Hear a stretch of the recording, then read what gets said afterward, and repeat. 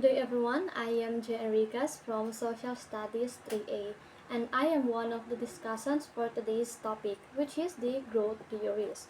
So in growth theories, we have three types or three categories of it, but I'll be just covering the first one, which is known as the classical growth theory. This specific theory emphasizes the role of capital, land, and labor as the primary drivers of economic growth.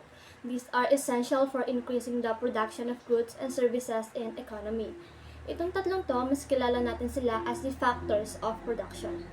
When we say capital or capital accumulation, this includes the investment in machineries, tools, infrastructures, and building which enhance the productivity. Kapag naman sinabi nating labor, it refers to the human effort involved in production process. It encompasses the both physical work and intellectual work. Kapag sinabi nating physical work, they are the skilled workers. For example, yung mga construction workers.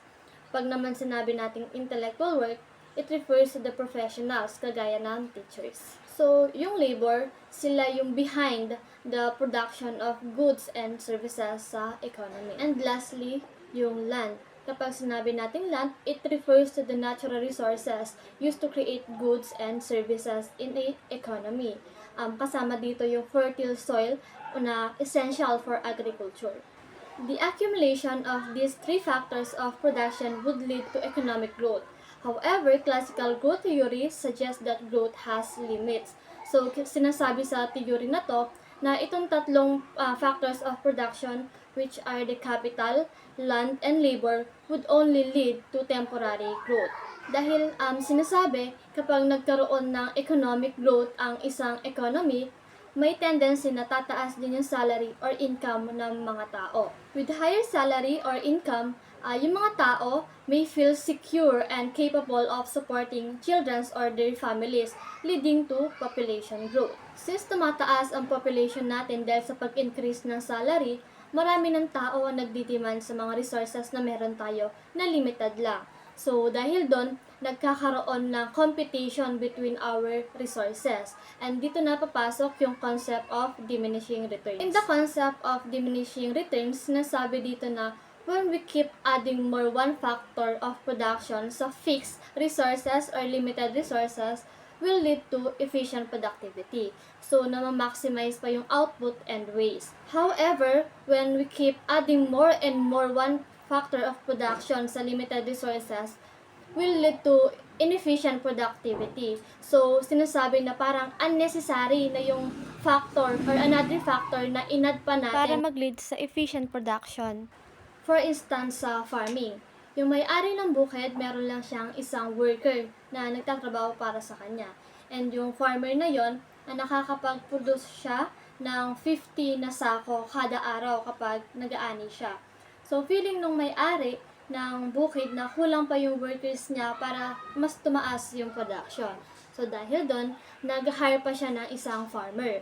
Doon sa pag-hire niya pa ng isang farmer, tumaas yung production from 50 to 90 na sako kada araw. So, nadagdagan ng 40 na sako dahil dun sa isang tao. So, nag-add pa siya ng isang worker. So, tatlo na yung farmers niya.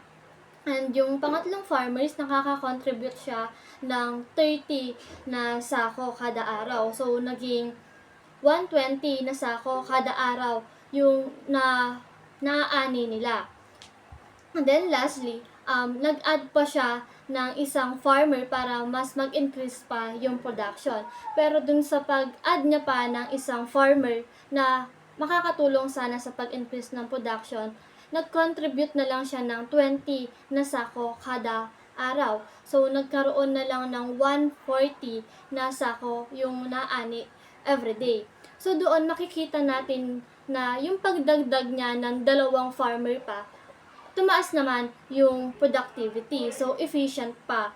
Pero nung nagdagdag pa siya ng pang-apat na farmer, makikita natin na mas less na yung nako-contribute nung pinakalas na farmer compare sa mga nauna. Dahil doon, makikita kasi natin na limited lang yung land na meron o yung bukid. So, nag-aagawan sila sa resources na meron sila. At the same time, konti lang yung mga tools and machineries na meron sa farming. So, may tendency na naghihintayan pa silang matapos yung isang farmer or yung isang tao before sila magawa yung trabaho nila. Kaya nagli-lead siya sa less production or less contribution sa pag-aani. Yung sa example na yun, dun natin makikita yung concept ng diminishing returns. Nung nag-add yung may-ari ng bukid ng 3 pang farmers, efficient naman yung production na ma-maximize pa nila yung output with limited resources.